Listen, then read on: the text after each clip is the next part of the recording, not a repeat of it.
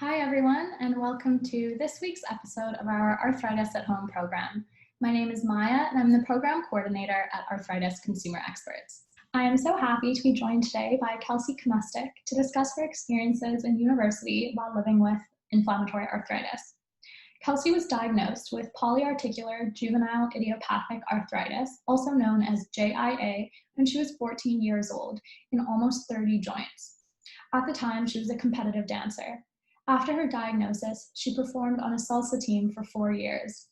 Kelsey is currently completing her Master's of Science and medical school at the University of Calgary and Alberta Children's Hospital, with the goal of becoming a pediatric rheumatologist in the future. She is an active volunteer with the Arthritis Society as well as Cassie and Friends. She is the national leader for the Teen Arthritis and Autoinflammatory group with Cassie and Friends. She's also a JIA blogger and a mentor for JIA patients and families. Thank you so much for joining us today, Kelsey. Thank you so much for having me here today. It is our pleasure. So first of all, I would love it if you could tell us a bit about your recent transition into medical school. What has this experience been like during a pandemic and living with arthritis? Absolutely. So I started medical school 2 weeks ago at the University of Calgary, and our classes have been all over Zoom because of COVID-19. And admittedly, I was very nervous to start school. My first week, I needed to have a steroid joint injection in my wrist, and I was really anxious about how I was going to manage the course load with medical school, as well as my appointments and manage my health.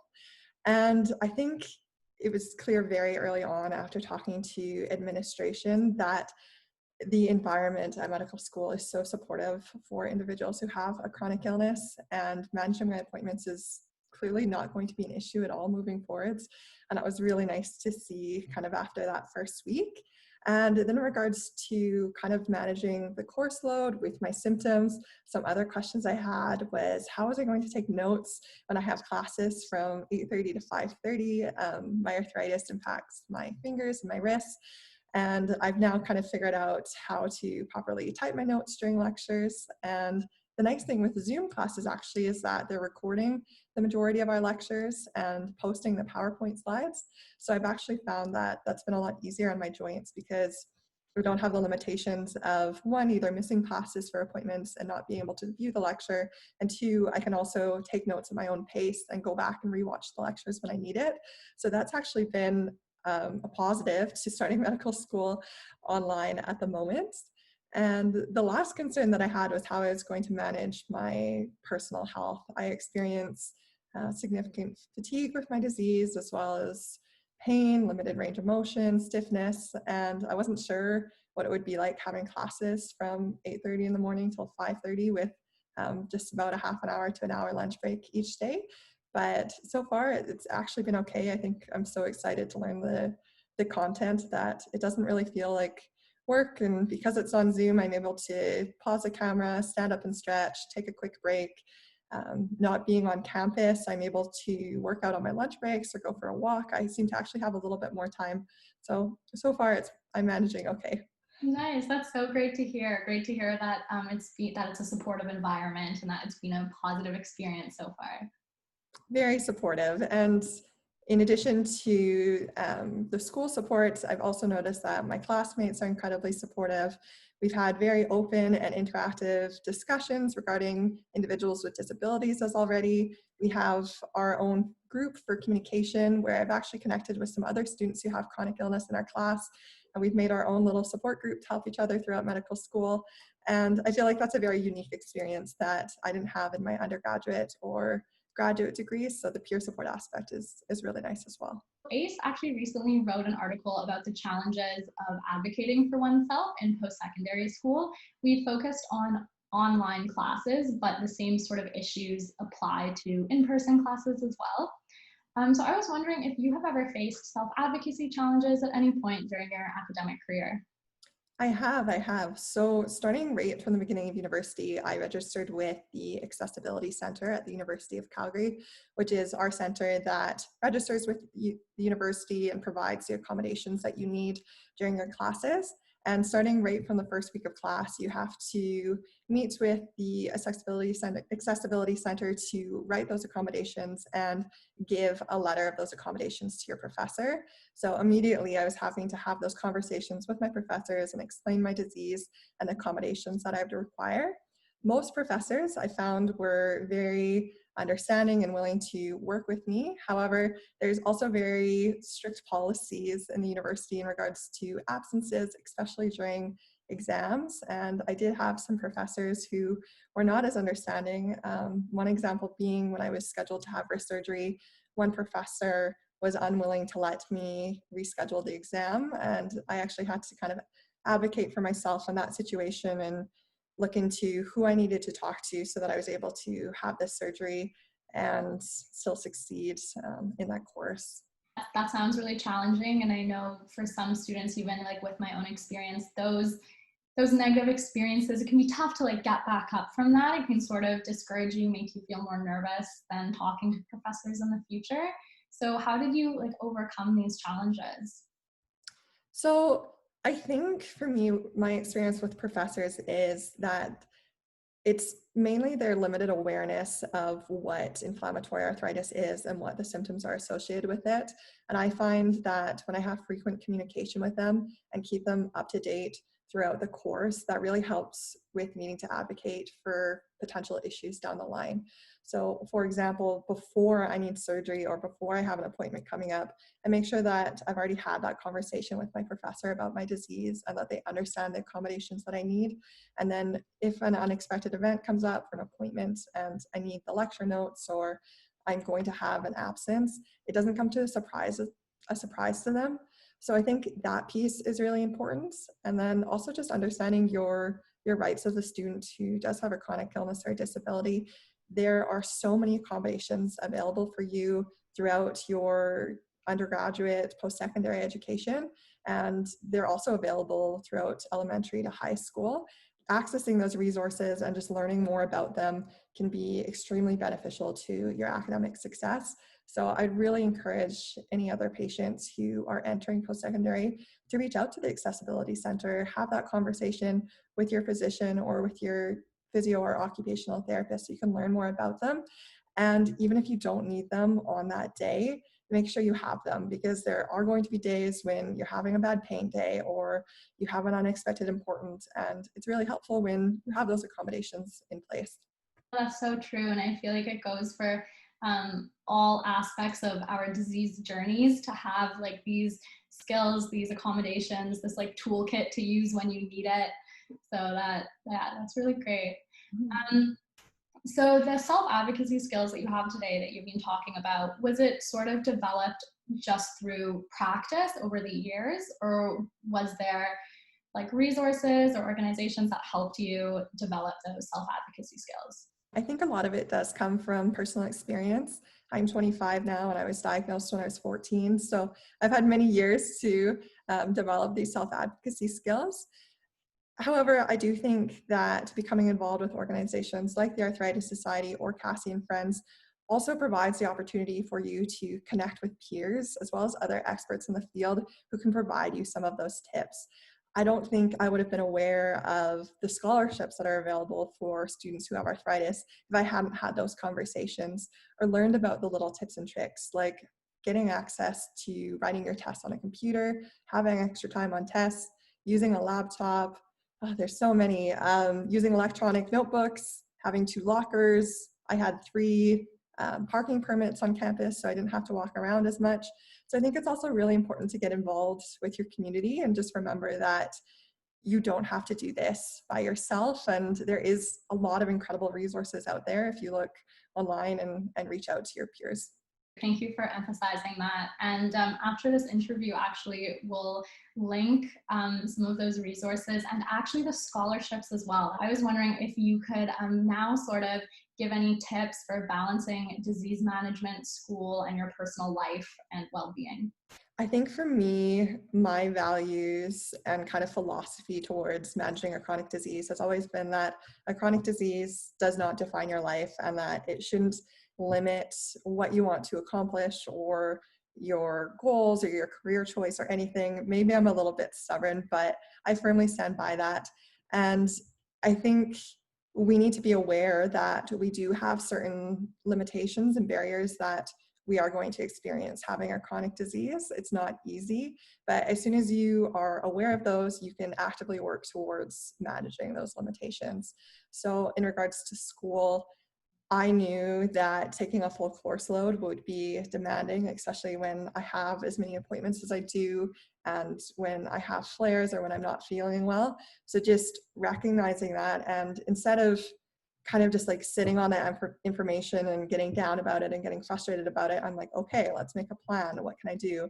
And that's where the accessibility center came in. That's where I looked at my schedule, and I recognized, I was like, okay, other students may want to start the classes at 8 a.m., but I have severe fatigue, especially in the morning, and morning stiffness, so that might not be the best idea. So planning your schedule to start later in the day, giving yourself a day off in your schedule, especially in your undergraduate degree, if you can schedule it so you have time for those appointments, and really just staying on top of your studies.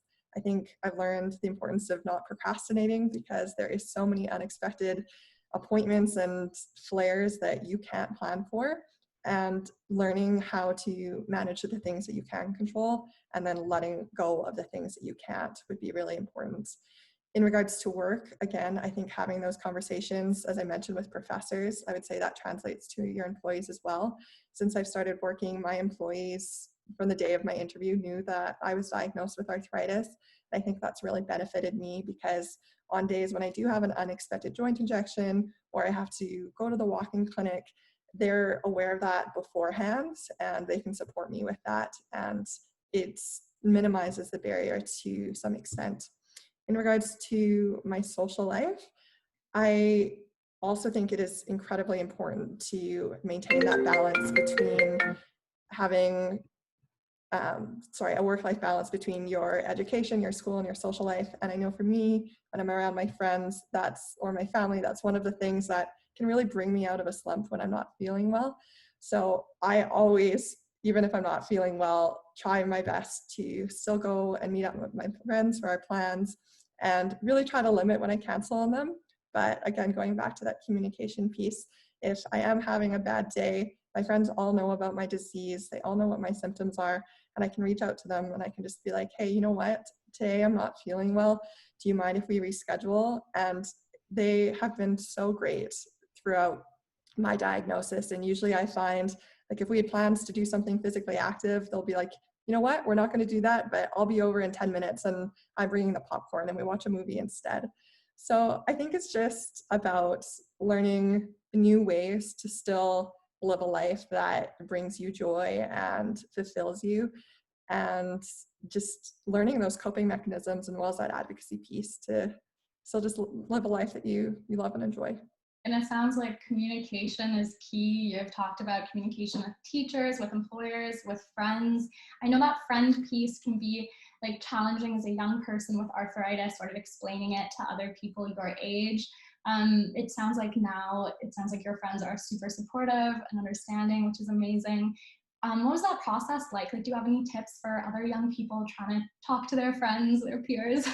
So as I mentioned, I was diagnosed when I was 14, and I don't want to minimize that. Like, as a teenager, one of your biggest concerns is being normal, and you don't want to stand up from your peers. And it was hard being diagnosed with an illness and not having the energy to go out with my friends, or experiencing certain medication side effects that people would point out to me and they would mention. Like, for example, I was on steroids and people would comment, they'd be like, oh, your face is so swollen, what happened? And like, that's hard to manage as a teenager. But I think part of growing up, people get more awareness about chronic illness as well as other issues that people face.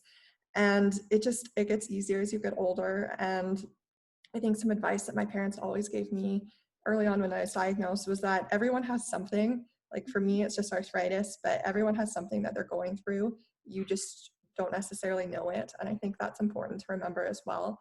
I know many people are nervous about talking to their friends or their peers about their disease. And at the end of the day, you do have to decide what you're comfortable with. But in my experience, I have found that being open about my disease with my friends and with my peers has truly only benefited me.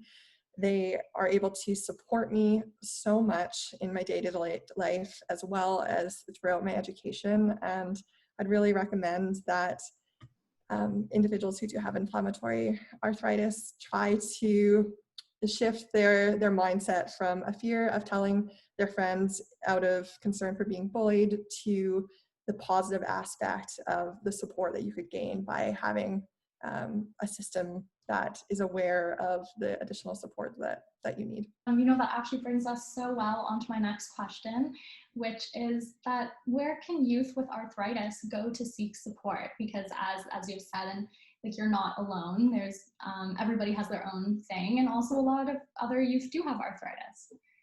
They do. So as you mentioned at the beginning, I'm an active volunteer with the Arthritis Society, as well as Cassie and Friends, which is a childhood arthritis and pediatric rheumatic disease nonprofit organization. And those are both great resources that other youth can go to if they're looking to meet other peers who are going through arthritis. I know for me, when I was first diagnosed, I didn't know anyone that had arthritis, and it was very isolating because there's certain experiences that you go through when you're learning to manage a chronic illness that your normal or healthy peers don't have to go through, such as learning how to manage your appointments or manage side effects and just the weight of being diagnosed with a chronic disease. So I'd really recommend getting involved in those communities. There's various volunteer opportunities, childhood arthritis camps. I know Cassie and Friends last week, we just did our first virtual youth panel, and on the 24th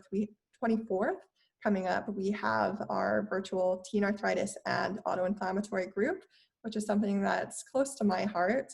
I co-founded the teen arthritis and autoinflammatory group, also known as TAG, a few years ago, and have since collaborated with Cassie and Friends to expand it to 6 major city centers across Canada. So that is one example of an area that you go to meet teens. Hopefully we'll be in person soon, but right now, because it's virtual, we're able to connect teams across Canada. This Friday, we're going to be doing a virtual yoga and icebreaker event. Our past event was a trivia event, and that's just a really great place to meet some other peers who are going through those similar experiences and just have those conversations. Just be like, oh, you were on methotrexate, I was on that, and just build that connection that you can't always have outside of that environment. Mm-hmm. That's so important, and that sounds amazing. What is the age range for the TAG group? So TAG is for youth ages 12 to 17 diagnosed with childhood arthritis as well as other pediatric rheumatic diseases. So if you are in between the ages of 12 and 17, please consider signing up for TAG. Even if you don't want to attend our events, you can get the emails and kind of make the decision from there. But I do think that's really important. And even to this day, some of my closest friends are individuals who are also managing a chronic disease. And it is so helpful to be able to call them when I'm having a bad day and have a conversation with someone who just completely understands what I'm going through. So I'd really encourage that you get involved in some capacity to really open up the doors to meeting other peers who have a chronic disease. Yeah, it's a really special opportunity, and we're also going to link that. So please, as Kelsey said, if you're between the ages of 12 and 17, click on the link, join the group. Is there any other process to registration, or is it pretty simple? Very simple. You can just send an email that's associated with your city. If you visit Cassie and Friends website, there's a link to join TAG there as well. They also have resources available for young adults. So please consider checking that out. Awesome. Well, Kelsey, thank you so much for sharing your personal experiences and your expertise. I cannot wait for you to become a pediatric rheumatologist and keep spreading positivity and so much great insight that comes from lived experience and also your academic experience now. Thank you so much for having me here today. It was our absolute pleasure. And for our viewers, if you're interested in following Kelsey's journey, getting more great tips and advice from her, she has a blog. Can you remind me what the name of your blog is? So on Instagram, it's @chronicallykelsey. Okay, great. So thank you so much again, Kelsey, and thank you to our viewers for watching. If you have any feedback, please feel free to comment on our social media posts, and please tune in again for our next Arthritis at Home episode, which is released every Thursday. Thank you.